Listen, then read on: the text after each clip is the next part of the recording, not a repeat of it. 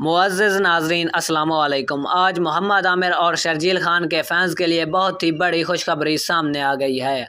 आज पाकिस्तान बामुकाबला भारत का मैच शुरू होने से पहले ही पाकिस्तानी टीम में ताबड़तोड़ तब्दीलियां होना शुरू हो गई हैं। चेयरमैन पीसीबी रमीज़ राजा ने भी बयान जारी कर दिया है। आइए नाज़रीन, आपको आज की सबसे बड़ी और अहम ब्रेकिंग न्यूज़ से आगाह करते हैं, लेकिन नाज़रीन उससे पहले मोहम्मद आमिर और शर्जील खान के फैंस हमारी वीडियो को लाइक कर दें और हमारे चैनल को सब्सक्राइब कर दें ताकि हमारी हर आने वाली वीडियो आपको वक्त पर और बआसानी मिलती रहे।